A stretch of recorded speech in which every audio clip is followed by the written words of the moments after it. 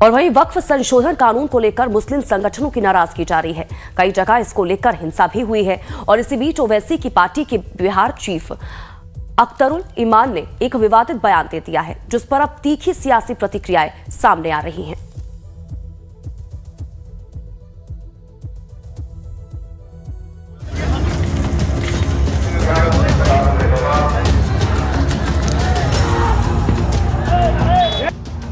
वक्फ कानून को लेकर देश के कई इलाकों में विरोध प्रदर्शन का दौर जारी है।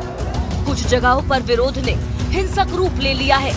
इसी बीच बिहार के किशनगंज में एक सभा को संबोधित करते हुए AIMIM विधायक और पार्टी के बिहार प्रदेश अध्यक्ष अख्तरुल ईमान ने विवादित बयान दे डाला।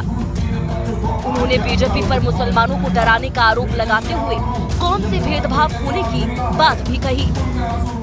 मल्टीनेशनल कंपनी आई तो मेहनत करके नौजवानों जब नौकरी ली तो इन बेईमानों को भी पसंद नहीं आया।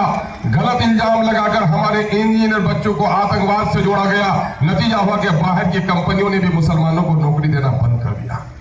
पता है इस वक्त 13 करोड़ का बिहार हो गया है। इस 13 करोड़ में 20,49,370 सरकारी नौकरियां हैं।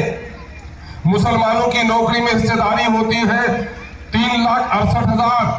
सिर्फ 1,63,000 नौकरी देकर 1,95,000 नौकरी से आपको महरूम रखा गया है। जनसभा को संबोधित करते हुए ईमान ने कहा कि मल्टीनेशनल कंपनियों में काम करने वाले हमारे युवाओं को आतंकवादी करार दिया जाता है।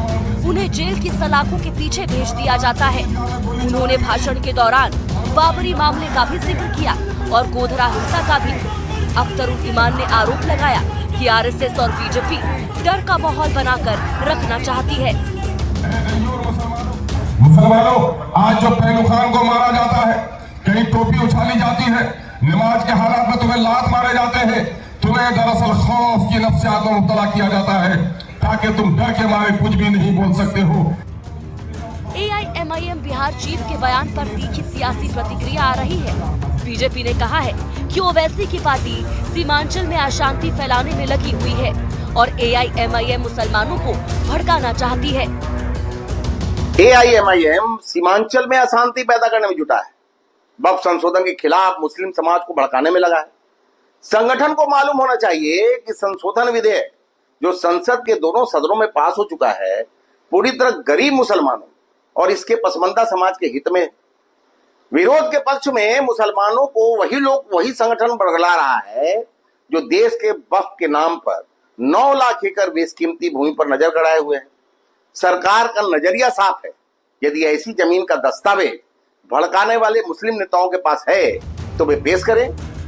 तो वहीं RJD ने ओवैसी की पार्टी को एक बार फिर से बीजेपी की बी टीम करार देते हुए कहा कि बीजेपी को फायदा पहुंचाने के लिए ऐसे भड़काऊ बयान दिए जा रहे हैं।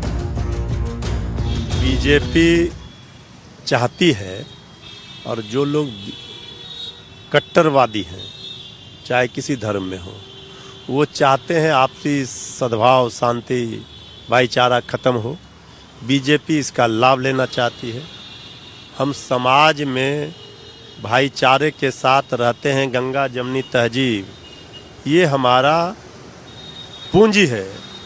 इसलिए इस देश को कहा गया है सारे जहां से अच्छा हिंदुस्तान हमारा। लेकिन कुछ लोग इसका ताना बाना बिगाड़ना चाह रहे हैं। वक्फ कानून को लेकर पहले से कई जगह टकराव का दौर जारी है। ऐसे में लोगों की भावनाओं को भड़काना सिर्फ अपनी सियासी रोटी सेकने की कोशिश है। निकलेंगे आजादी, हर हाल मिलेंगे आजादी, हर हाल मिलेंगे आजादी, तो मर कर लेंगे। पटना से अमित सिंह के साथ ब्यूरो रिपोर्ट, लाइफ टाइम्स।